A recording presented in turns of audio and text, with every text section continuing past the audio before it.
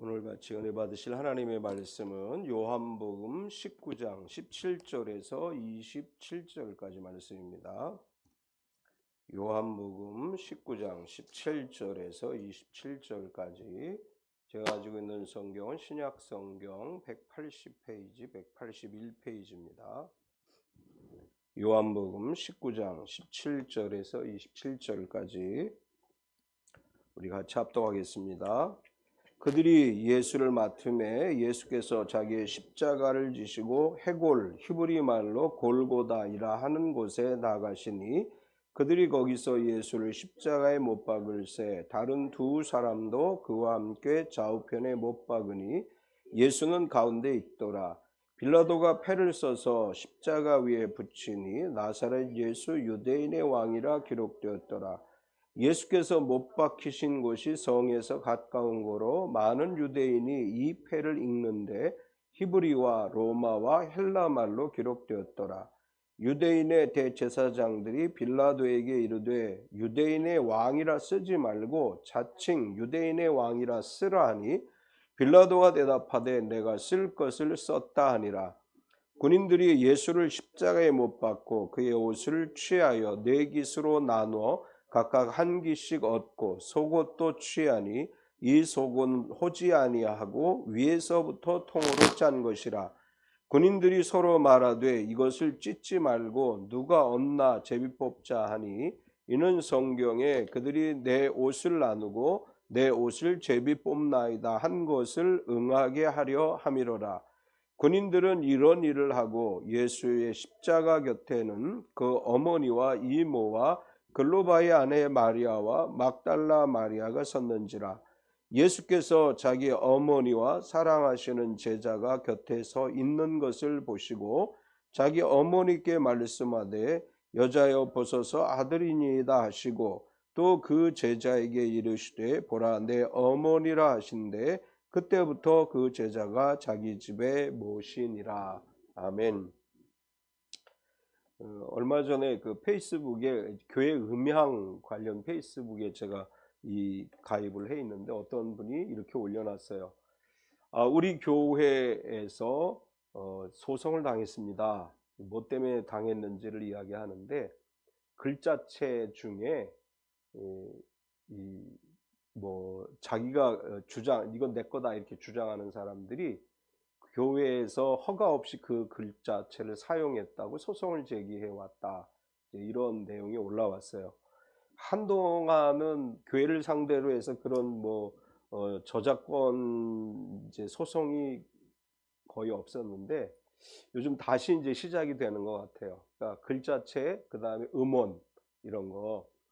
그 이제 페이스북에 필리핀의 바기오 시티 처치, 폴스케어 처치 그 교회 제가 이제 보는데 거기 이렇게 올라와 있는데 밑에 이렇게 써 저작권 관계로 소리는 나지 않습니다. 이런 멘트가 올라와서 이렇게 동영상이 돌아가고 이제 혹시 우리도 몰라서 우리 교회 유튜브에 올라가 있는 영상들은 제가 다 점검을 해서 저작권 문제가 있는 건 지금 다 이제 음악들을 삭제를 해요. 이렇게 하나씩 다 삭제해서 가능하면 저작권과 관련해서 문제가 되지 않게 하려고 그런 노력들을 하는데 이제 그 작은 교회들을 상대로 해서는 소송을 제기하지 않을 것 같아요. 웬만해서는.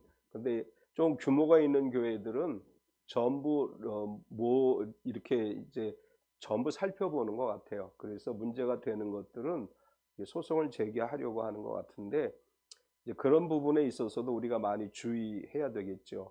사실 이제 큰 교회들 유튜브를 보면 찬송가 이렇게 악보를 안 올리죠. 다 가사만 올리죠. 왜 그러냐면 저작권 때문에 그래요. 그 악보도 원래 올리면 안 되게 돼 있기 때문에 음악을 올릴 때 가사를 찬송을 띄울 때도 그냥 가사만 띄우고 그 우리 같이 작은 교회들은 뭐 그래봐야 니네들이 뭐 우리까지 오겠냐 그러고 막 그냥 상관없이 올리는데 이제 대형 교회들은 계속 이 모니터링하는 업체들이 있기 때문에 그런 것들을 다 찾아내려고 합니다. 이제 이런 상황 속에서는 저작권을 가지고 있는 게 참 중요하죠. 그래서 우리도 이 저작권이 있는 사람들이 좀 나왔으면 좋겠어. 뭐 글씨체도 저작권 누가 좀 올리고 또 음악도 좀 올리고 해서 저작권도 좀 가지고 있으면 좋겠다. 이 송구영신 예배 때 이렇게 기도 제출한 것 중에 대부분이 타이핑을 했는데 손글씨로 올린 사람이 몇 분 있어요. 근데 이 두 사람 정도는 자기 글씨체를 좀 올려봤으면 좋겠다. 그런 글씨체가 있어요. 송경순 집사님 글씨체하고 김유진 집사님 글씨체가 이거 좀 그 글씨체 등록하는 업데다 이렇게 등록 절차를 밟아서 올려놓으면 그 좀 괜찮겠다. 지난번에 우리 제가 헌화식 때 시우체 보여드렸죠. 글씨 같지도 않은 거 올려놨잖아. 근데 굉장히 우리 송경순 집사님하고 김유진 집사님 글씨체가 되게 탐나는 글씨체더라고. 그래서 이거 저작권 글씨체 등록할 수 있으면 좀 애들한테 얘기해서 올렸으면 좋겠다. 우리 조현정 집사님 음악도 좀 올렸으면 좋겠다. 목소리 음악을 좀 노래를 불러가지고 좀 올렸으면 좋겠다. 요즘 제 벨소리를 우리 시편 20편 5절로 바꿔놨어요. 핸드폰 벨소리를 누가 그걸 좀 불러주면 그걸 내 벨소리로 쓰면 좋겠는데, 그때 석연 안수 집사님이 올려놓은 그 음원 그걸 내 이제 핸드폰 벨소리로 해놨는데, 조현정 집사님 그 녹음해가지고 나한테 좀 보내. 내 핸드폰 벨소리를 쓰게, 그리고 좀 올려놓게. 돈 되는 일은 그런 게 돈 되는 일이야 사실은. 지난주에는 우리가 유대 지도자들이 예수님을 빌라도에게 넘겨주었고, 빌라도는 예수님에게 아무 죄도 발견하지 못해서 놓아주려고 노력했지만 유대 지도자들 때문에 놓아주지 못하죠. 유대 지도자들이 이렇게 얘기해요. 당신이 예수를 놓아주면 가이사의 충신이 아닙니다. 이제 가이사라고 하는 말은 황제를 얘기하는 것인데, 당신이 만약에 당신의 직권으로 예수를 풀어주면 당신은 황제에게 충성스러운 신하가 아닙니다. 이렇게 이야기해서 결국은 빌라도가 예수님을 십자가 처형하라는 판결을 내리게 됩니다. 빌라도는 자기 의지와 상관없이 예수님을 십자가 사형 판결을 냈기 때문에 자기는 이렇게 얘기할 수 있어요. 마태복음에 있는 것처럼 물로 손을 씻으면서 예수의 피는 너희가 당하라. 나는 죄가 없다. 이렇게 자기가 변명할 수는 있겠지만, 엄격하게 말해서 판결을 내리는 사람이 무죄한 사람을 유죄로 판결해서 십자가 처형을 했기 때문에 빌라도도 죄가 있는 것입니다. 예수님은 이렇게 얘기하셨죠. 나를 너에게 넘겨준 자들의 죄가 더 크다. 빌라도가 죄가 없다는 얘기가 아니야. 너도 죄가 있는 거야. 그러나 나를 너에게 넘겨준 자들은 죄가 더 크다. 어쨌거나 빌라도는 예수님을 놓아주려고 여러 번 시도했다가 결국은 유대 지도자들의 압력에 굴복을 해서 사형 판결을 내리고, 그리고 곧바로 사형 집행이 이루어집니다.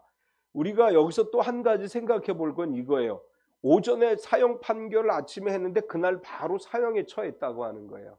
법률적으로 당일에 판결을 해서 당일에 사형을 처하는 경우는 흔하지 않아요. 고대 무법한 시대에도 이런 식으로 법을 집행하지는 않습니다. 이제 우리 사형 판결을 해도 사형 집행 일자를 정해서 그날 되면 사형을 처하죠.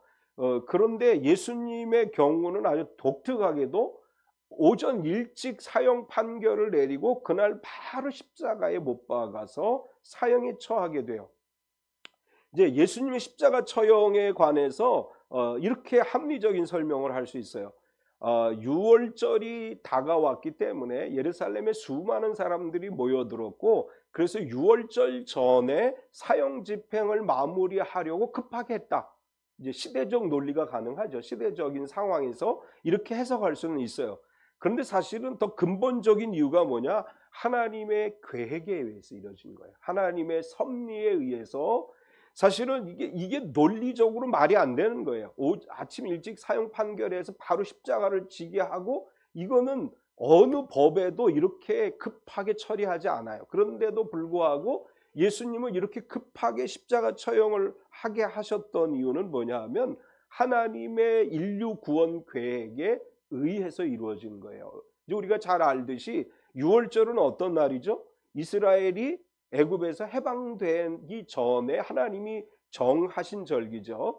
이제 출애굽하기 전날 어린 양을 잡아서 문설주에 바르고 이제 이 규례가 유월절 규례죠. 근데 하나님께서는 예수님이 십자가에 달려 돌아가시는 날을 언제로 정했느냐 하면 유월절 전날로 정하신 거예요. 이것은 유월절에 이스라엘이 애굽에서 해방된 것을 기념하듯이 모든 인류를 영적 애굽에서 해방시키시기 위한 희생의 어린 양으로 예수님이 돌아가셨음을 말씀하는 것입니다. 그러니까 철저하게 하나님의 예정하심에 따라서 이루어지는 거예요. 세상의 역사에서 우연히 이루어지는 건 아무도 없어요. 아무것도 없어요. 우리가 항상 기억해야 될 것은 모든 것은 하나님의 섭리 안에서 이루어지는 것이다 라고 하는 것입니다. 우연히 이루어졌다. 우리가 많이 사용하죠. 우연히. 이건 하나님의 계획을 모르는 사람들이 하는 이야기고, 하나님은 우리의 삶을 예정하셨고, 이제 오전 예배 시간에도 아브라함의 이야기를 하면서 무에서 유를 부르시는 하나님, 없는 곳에서 있는 것으로 부르시는 하나님이라고 말씀했는데, 이것은 하나님의 계정과 섭리 안에 속해져 있는 거예요. 우리는 우연이라고 생각하지만 하나님은 이미 다 계획해 놓으신 것이고, 하나님의 계획 안에서 우리의 인생의 삶이 이루어지는 것입니다. 예수님은 온 인류를 위한 영적 유월절의 희생양으로, 어린 양으로 속죄의 제물이 돼서 십자가에 달려 돌아가신 것이고, 오늘 말씀을 중심으로 해서 십자가에 달리신 예수님이라고 하는 제목으로 말씀을 나누려고 하는데, 오늘 말씀 안에서 우리가 발견할 수 있는 것은 첫 번째로 십자가에 달리신 예수님. 빌라도의 십자가 사형 판결이 내려진 즉시 예수님을 십자가에 처형하게 되는데, 예수님을 십자가에 다른 그 지역 이름이 뭐라고 되어 있어요? 골고다 언덕에서 이루어지게 됩니다. 17절과 18절에 보면 그들이 예수를 맡으며 예수께서 자기의 십자가를 지시고 해골, 히브리 말로 골고다이라 하는 곳에 나가시니 그들이 거기서 예수를 십자가에 못 박을새 다른 두 사람도 그와 함께 좌우편에 못 박으니 예수는 가운데 있더라. 예수님 빌라도 법정에서 판결을 받으신 다음에 해골이라는 곳, 해골이라 하는 곳에 가서 십자가에 못 박히셨고, 이 해골이라고 하는 단어가 히브리 말로 골고다예요. 그래서 골고다라고 설명을 했죠. 이제 마가복음에서는 골고다라 하는 곳 번역하면 해골의 곳이라 기록했습니다. 해골이라고 하는 이 지역은 예루살렘 성 밖에 있는 언덕이었을 것으로 보여져요. 그리고 그 앞에는 큰 길, 사람들이 예루살렘으로 드나드는 길이 있어서 많은 사람들이 왕래하는 그런 지역이었습니다. 이제 로마 정부는 십자가 처형을 할 때 사람들이 보이지 않는, 사람들이 잘 볼 수 없는 곳에 십자가 처형을 한 것이 아니라 많은 사람들이 볼 수 있는 데다가 십자가 처형을 했어요. 왜냐하면 대개 십자가 처형은 로마에 대항하는 사람들에게 하는 형벌이기 때문에 로마 정부에게 너희가 대항하지 마라, 이런 의미로 십자가 처형은 많은 사람들이 보는 데서 했습니다. 예수님께서 이렇게 많은 사람들이 보이는 곳에 십자가 처형을 당했다고 하는 것은 성경적으로 보면 하나님의 구원을 위한 십자가였기 때문에 많은 사람들에게 보여주기에 적합한 장소였다. 예수님의 죽음은 은밀하게 이루어진 것이 아닙니다. 아무도 모르는 곳에서 예수님을 십자가에 달려 돌아가시게 한 것이 아니고 모든 사람들이 보는 데서 십자가에 달려 돌아가시게 했어요. 이제 우리 예수님의 부활이 왜 중요하냐 하면, 은밀하게 예수님을 죽였다면 이렇게 얘기할 수 있어요. 예수님을 죽였다라고 이야기하는 것은 거짓말이다, 이렇게 얘기할 수 있어요. 많은 사람들이 예수님 십자가에 달려 돌아가시는 걸 직접 본 거예요. 그런데 예수님이 부활하신 거예요. 이게 굉장히 중요하죠. 은밀하게 아무도 모르는데 한두 사람인데서 예수님이 죽었다면 얼마든지 예수님의 부활을 부정할 수 있는 논리들이 생겨날 수 있어요. 그런데 많은 사람들이 보는 데서 예수님이 죽어가는 모습을 보고 실제로 죽은 것을 목격했기 때문에 예수님의 부활은 하나님의 능력 안에서 이루어진 것이다 라는 것을 증거하는 것이고, 예수님의 죽음은 온 인류의 죄를 대신 짊어지신 하나님의 어린 양으로서 돌아가신 것이다 라는 것을 만천하에 드러낸 사건입니다. 이제 우리가 이렇게 CCM 부를 때 갈보리 언덕이라고 찬양하죠. 갈보리. 왜 갈보리라고 했을까요? 골고다라고 했는데 이제 머리 막 생각해 보는 거. 왜 갈보리지? 왜 골고다인데 왜 갈보리지? 왜 그랬을까요? 누가가 이제 이 사건을 기록하면서 헬라어를 써요. 히브리어로 골고다인데 헬라어로는 뭐라고 돼 있냐면 크라니온이에요. 크라니온.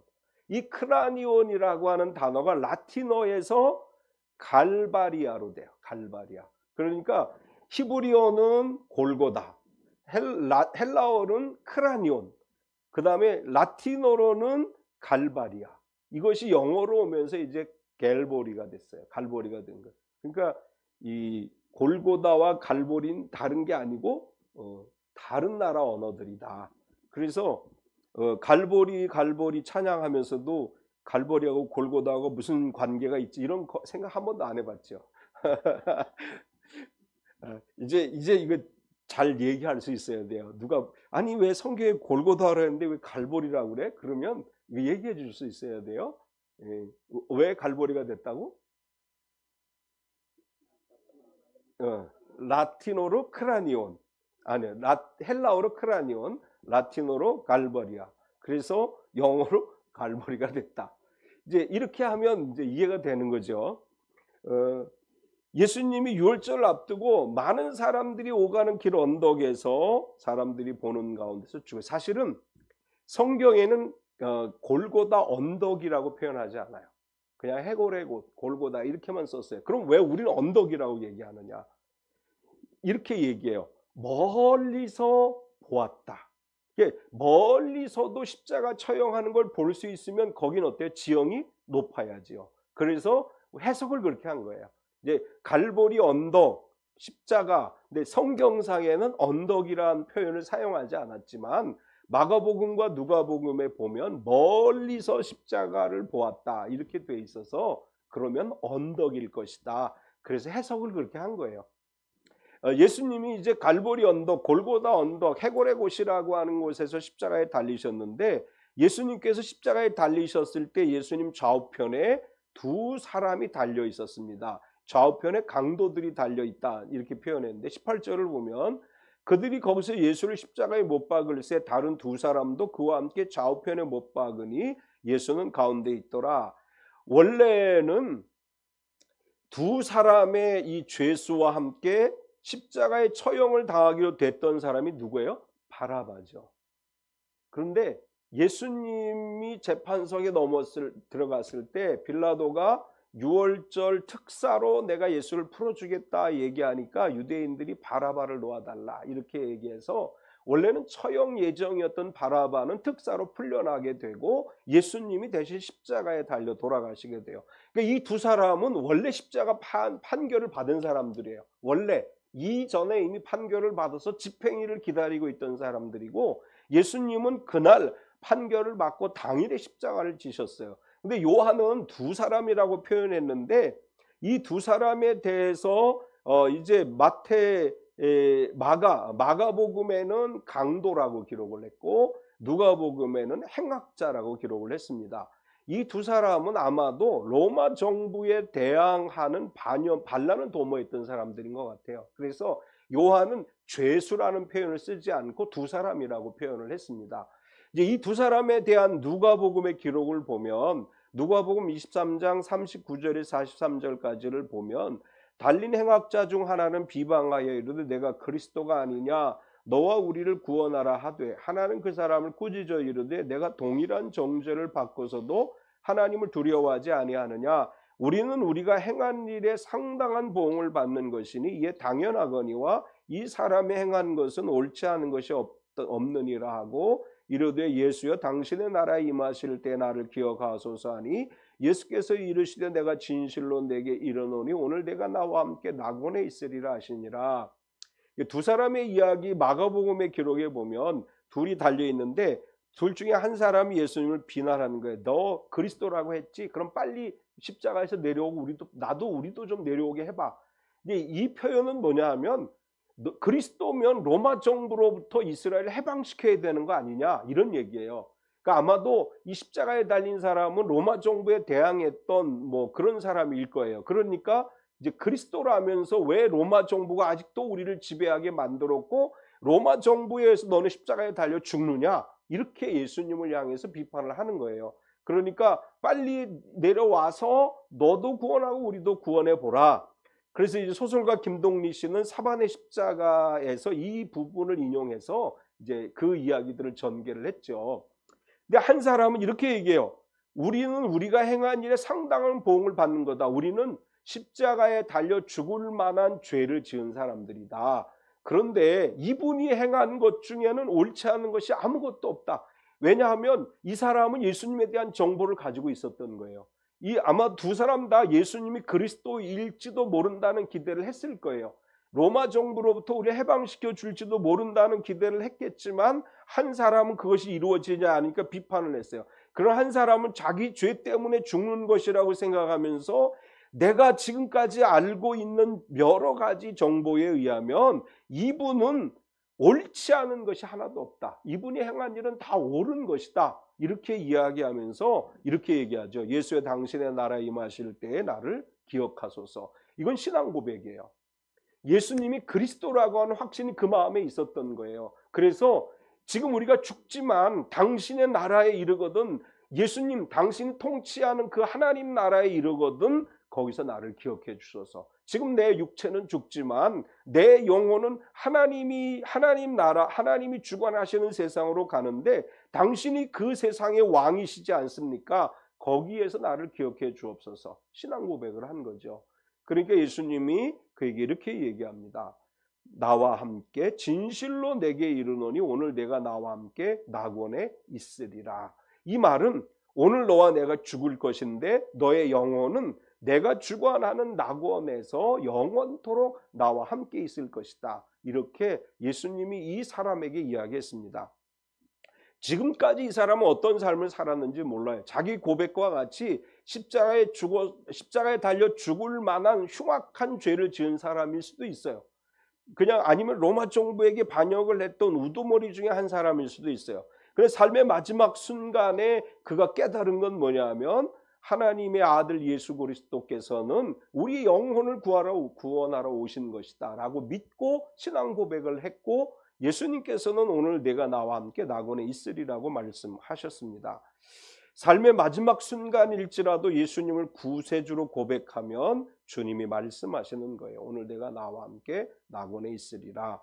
우리가 항상 기억해야 될 것은 우리 예수 믿지 않는 부모님들, 형제 자매들 마지막 순간이 될 때라도 가서 전도해야 돼요. 복음을 전해야 돼요. 마지막 순간에라도 예수님을 고백하게 만들어야 돼요. 그래서 마지막 운명 생을 다 마감하기 직전에라도 예수님이 구세주라는 사실을 믿고 영접하고 기도하면 평생 살아온 길이 하나님이 기뻐하지 않는 삶을 살았다 할지라도 그 영혼이 하나님 앞에 구원받을 수 있는 것입니다.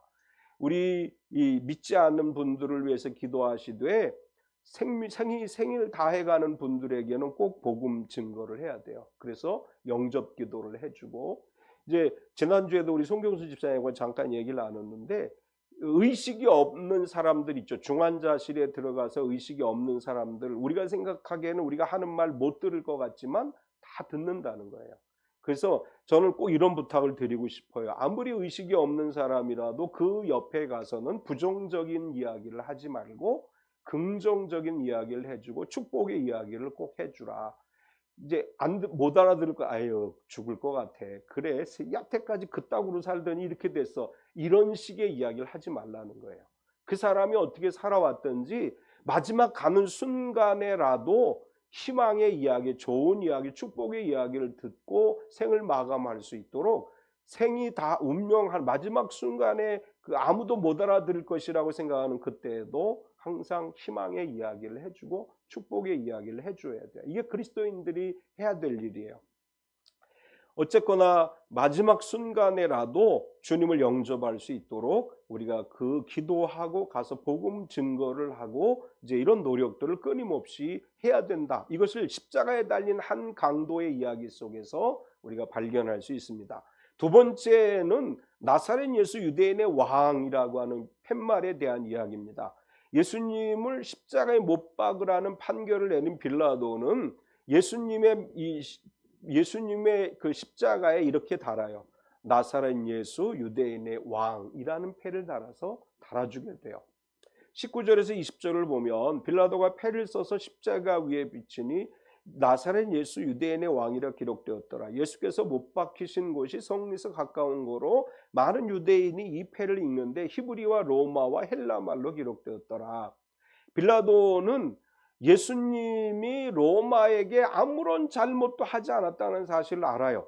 자기 직권으로 풀어줄 수 있음에도 불구하고 유대 지도자들 때문에 그렇게 하지 못하고 십자가에 못 박으라는 판결을 내리긴 했지만 이 상황에 대해서 자신이 할 수 있는 일이 뭔가를 생각하다가 나사렛 예수 유대인의 왕이라고 하는 팻말을 써주게 돼요. 예수님이 죄인이 아니기 때문에 놓아줄 수 있었지만 놓아주지 못하는 그 상황 속에서 자신이 생각할 때 이분은 진정 유대인의 왕이었던 거예요. 이분은 자기가 신문을 하면서도 느낀 게 뭐냐 하면 다른 죄수들과 다른 거예요. 되게 이 재판할 때 보면 자기 잘못했다고 변명 막 하잖아요. 나는 아무 잘못도 없는데 이 청송교도소에 이렇게 우리가 선교하러 갔는데 청송교도소장이 그렇게 얘기해요. 우리는 다 교도소 담벼락을 걷고 있는 사람들입니다. 걷다가 어떤 사람은 교도소 안으로 떨어지고 어떤 사람은 교도소 밖으로 떨어지는 것입니다. 우리 삶 가운데 갖다 붙이면 다 교도소 갈 수 있는 거라는 거죠. 이제 이런 상황 속에서 이 사람이 느낀 건 뭐냐 하면 예수님을 신문하면서도 이분에게 특별한 걸 발견해요. 이분은 보통 사람이 아니고 특별한 영적 권위를 가진 사람이다 라고 느낀 거예요. 종교적 관점에서 볼 때 빌라도는 이분은 유대인의 왕인 거예요. 정치적으로는 왕이 아니지만 종교적 관점에서 보면 이분은 유대인의 왕이에요. 그래서 유대인의 왕이라고 써요. 이것을 써붙였는데 세 개 나라 말로 썼다고 그랬죠. 히브리어, 유대인들이 읽기 좋게 히브리어, 헬라어는 그 시대에 일반적으로 사용했던 언어이기 때문에 헬라어, 라틴어는 로마 사람들이 쓰는 언어이기 때문에 로마어, 이렇게 세 개 언어로 썼어요. 왜 이렇게 썼느냐 하면 모든 사람들이 보고 알게 하기 위해서 쓴 거예요. 이분은 유대인의 왕이다. 빌라도가 그렇게 고백한 거죠. 그래서 유대 지도자들이 와서 항의를 해요. 자칭 유대인의 왕이라고 쓰라. 21절을 보면 유대인의 대제사장들이 빌라도에게 이르되 유대인의 왕이라 쓰지 말고 자칭 유대인의 왕이라 쓰라 하니 나사렛 예수 유대인의 왕이라고 쓴 것에 대해서 유대 지도자들은 화가 났습니다. 빌라도에게서 강하게 항의를 해요. 아니 이 사람이 우리 왕도 아닌데 왜 유대인의 왕이라고 썼느냐? 자칭 유대인의 왕이라고 쓰라. 이제 여기서 우린 또 유대 지도자들의 억지를 보게 되죠. 유대 지도자들이 예수님 빌라도에게 넘길 때 뭐라고 넘겼느냐 하면 자기가 유대인의 왕이라고 하는 사람이고 하나님의 아들이라고 하는 사람이다. 사실은 고소고발을 할 때 유대인의 왕이라고 고소고발을 한 거예요. 근데 빌라도가 유대인의 왕이라고 쓰니까 와서 막 강력하게 하면서 우리가 언제 이 사람을 우리의 왕이라고 했냐? 자칭 유대인의 왕이라고 써야 된다. 이렇게 얘기해요. 그렇게 이제 이야기하니까 빌라도도 열받았겠죠. 놓아주려고 하는데 못 놓아주게 하더니 나사렛 예수 유대인의 왕이라고 썼더니 쫓아와서 한다는 소리가 자칭 유대인의 왕이라고 쓰라. 그러니까 빌라도가 화가 나서 이렇게 대답을 해요. 내가 쓸 것을 썼다. 22절을 보면 빌라도가 대답하되 내가 쓸 것을 썼다 아니라 어떻게 보면 빌라도는 자존심이 상했을 거예요. 자신이 생각하기에는 무죄라고 생각해서 놓아주려고 끊임없이 노력했고 자신의 권한으로 풀어줄 수 있음에도 불구하고 유대 지도자들의 압력 때문에 풀어주지 못했는데 나사렛 예수 유대인의 왕이라고 쓴 것까지 가지고 와서 항의를 하니까 너무 열받은 거예요. 우리가 이 상황들을 상상해 보면 그러니까 아마 빌라도가 대답하되 내가 쓸 것을 썼다 이렇게 말할 때는 막 화를 내면서 소리 질렀을 것 같아요. 내가 쓸 것을 썼어 까불지 마 뭐 이렇게 얘기하거나 했을 것 같아요. 이제 유대인의 왕이라고 쓴 이것은 빌라도에게 있어서는 자기가 생각하기에는 이게 맞다는 거예요. 이분은 내가 생각하는 진정 유대인의 왕이었다. 이 사람은 하나님을 믿는 사람이 아니에요. 로마 신화를 믿는 사람이에요. 우상을 숭배하는 사람이에요. 그런데 예수님을 만났을 때 이분이 특별한 분이라는 사실을 그가 알게 되었다는 것입니다. 우리가 세상 속에서 살아갈 때 세상 사람들이 우리를 대할 때 예수 믿는 사람인 것을 느끼게 만들어줘야 돼요. 세상 사람들하고 똑같은 모습으로 살아가는 것이 아니라 우리와 일을 하거나 대화를 하거나 어떤 삶을 살 때 이분은 정말 예수 믿는 사람이구나 라고 느껴질 수 있는 삶을 살아가야 된다는 것을 우리는 또 여기서 발견할 수 있습니다. 세 번째는 십자가 아래 상황에 대해서 기록을 했습니다. 골고다 언덕에 예수님이 십자가에 달린 상황에서 십자가 아래에 있는 상황들을 요한이 기록을 했는데 로마 군인들이 예수님의 옷을 나누게 돼요. 23절에서 24절을 보면 군인들이 예수를 십자가에 못 박고 그의 옷을 취하여 네 깃에 나눠 각각 한 깃씩 얻고 속옷도 취하니 그 속옷은 호지 아니하고 위에서부터 통으로 짠 것이라. 군인들이 서로 말하되 이것을 찢지 말고 누가 얻나 제비 뽑자 하니 이는 성경에 그들이 내 옷을 나누고 내 옷을 제비 뽑나이다 한 것을 응하게 하려 함이로라. 군인들은 이런 일을 하고, 여기 이 기록대로라면 예수님은 아무것도 입지 않은 채 십자가에 달리신 거예요. 속옷까지 벗겨진 거예요. 그런데 예수님 십자가에 못 박은 군인들은 예수님의 옷을 나누는 일을 했다. 여기서 예수님의 옷만 나누진 않았을 거예요. 좌우편에 달려있는 죄인들 옷까지도 그들은 나누었을 것입니다. 근데 왜 그렇게 나누느냐 하면 이건 전리품을 얻는 거예요. 얻는 개념이에요. 전쟁에서 승리하면 전쟁에서 승리한 사람들이 패배한 사람들의 물건을 가져오죠. 그리고 자랑을 해요. 이번 전투에서 우리가 이겨서 이것을 가지고 왔다. 이렇게 자랑을 하죠. 이제 군인들은 십자가 처형을 집행하면서 죄수들의 옷을 자기 것으로 만들면서 자랑을 하는 거예요. 우리가 십자가 처형을 집행할 때 이 죄수들이 입었던 옷이야. 사실 예수님의 옷은 정말 좋은 옷이 아니에요. 그 시대의 고관들이 입는 옷도 아니었고 아주 허름하고 남루한 옷임에도 불구하고 군인들이 왜 그걸 나누어 가지려고 했느냐 하면 전리품의 의미가 있기 때문에 그래요. 죄인들은 자신들이 처형한 사람의 물건을 가지면서 그것을 가지고 우리가 이런 일을 했다라고 자랑하기 위한 것이고, 요한은 이것은 하나님의 말씀이 이루어진 것이다 이렇게 설명을 했는데, 이 구절과 관련해서 시편 22편 18절을 보면 내 옷을 나누며 속옷을 제비 뽑나이다. 이 말씀대로 이루어졌다는 거예요. 전리품을 취하듯이 군인들이 예수님의 옷을 나누고 제비 뽑게 했다 이렇게 기록하고, 그리고 예수님의 십자가 곁에 있던 사람들에 관해서 이제 요한은 또 기록을 했습니다. 25절을 보면 예수의 십자가 곁에는 그의 어머니와 이모와 글로바의 아내 마리아와 막달라 마리아가 섰는지라. 전부 여자분들만 있어요. 남자들 다 도망가고, 다 어머니, 이모, 글로바의 아내 마리아, 막달라 마리아. 남자들은 다 어디 갔을까요? 다 도망갔어요. 교회 역사에서 우리 어머니들의 신앙이 참 중요해요. 어머니들의 기도가 굉장히 중요한 역할을 합니다. 어머니들의 기도가 없으면 교회가 살아날 수가 없죠.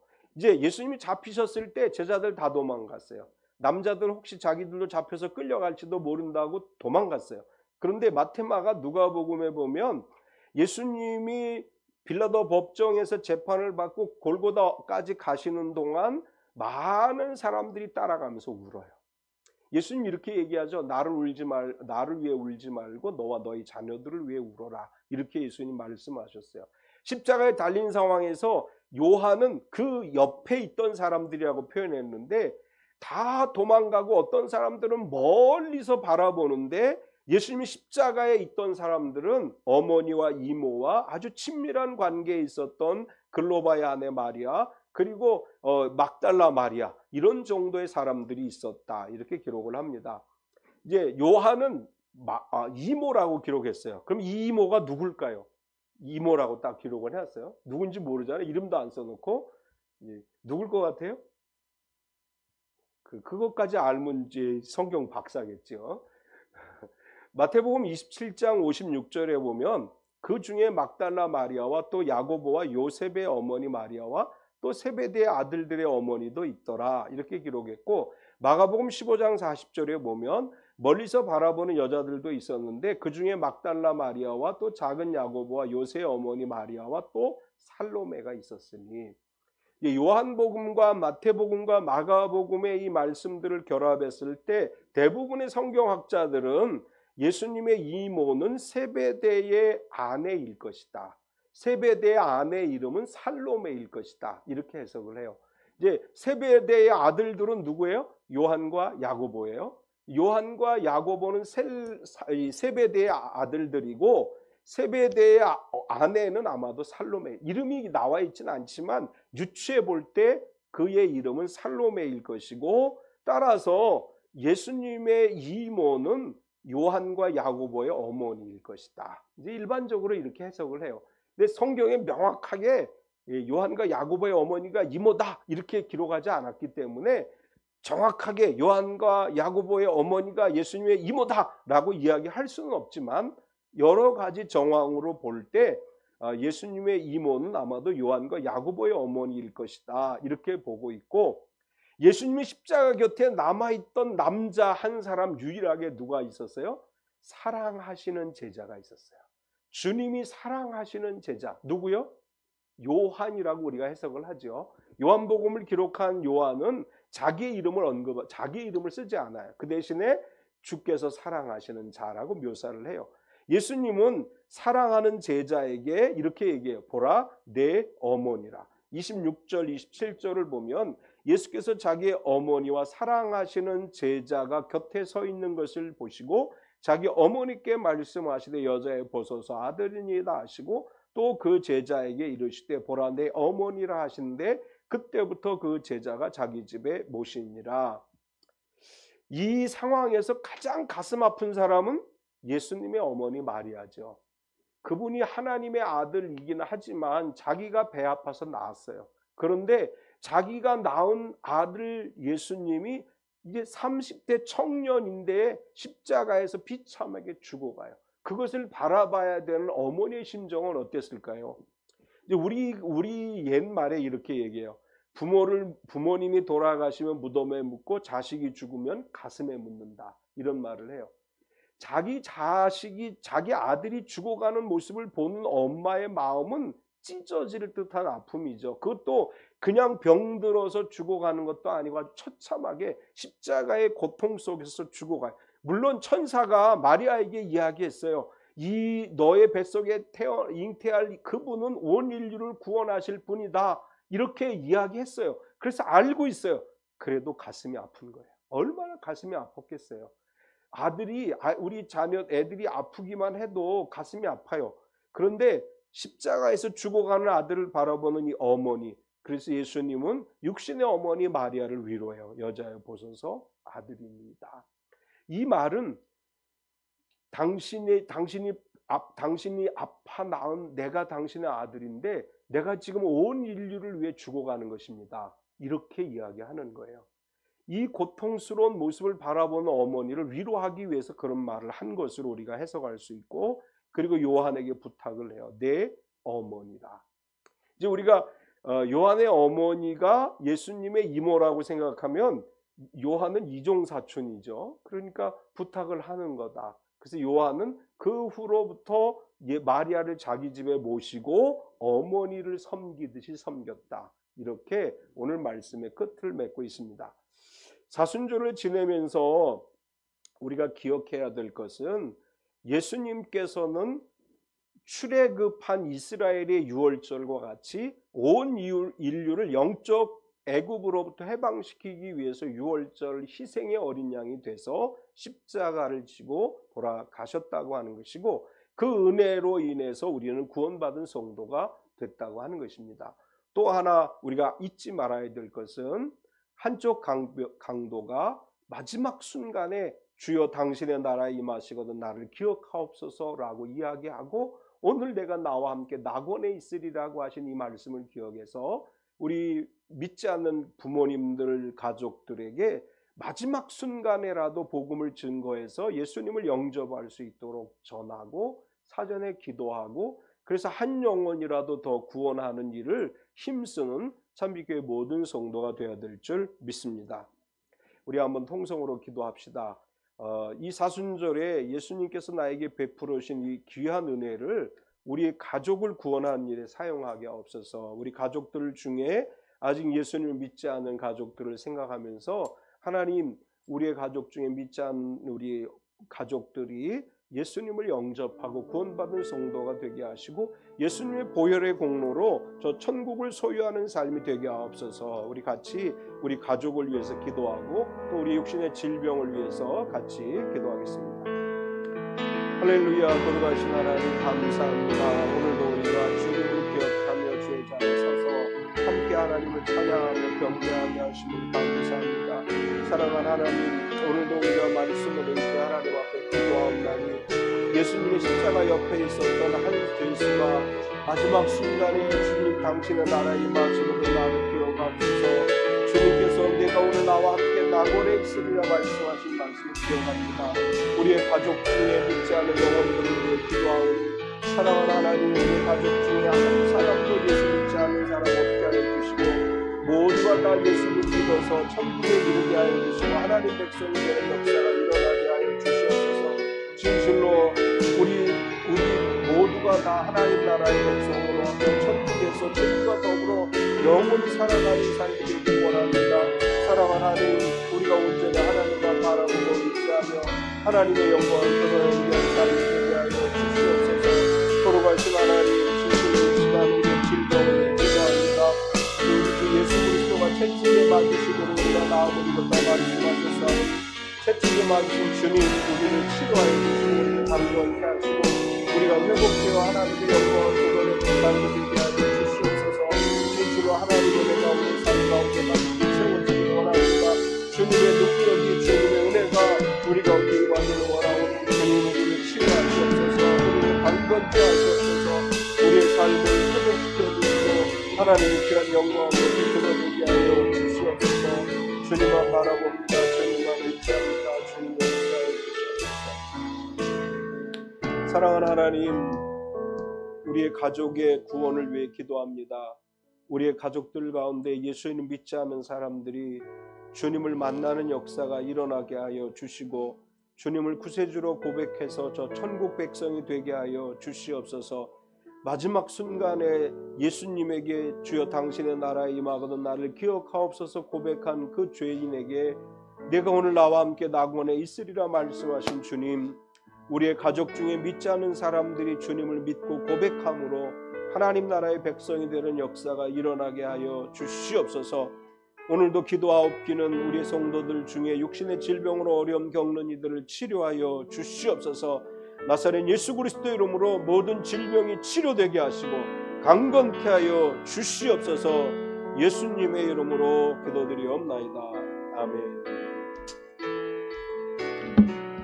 하나님의 부르심에 찬양하겠습니다. 독생자 예수님을 우리에게 보내주셔서 우리를 구원하신 하나님 아버지의 지극하신 사랑하심과 성령님의 내주 충만하시며 교통하신 은혜가 오늘도 주님 앞에 나와 말씀으로 은혜 받고 세상을 향해 나아간 우리 모든 성도들 머리 위에 영원토록 함께 하시옵기를 간절히 축원하옵나이다. 아멘.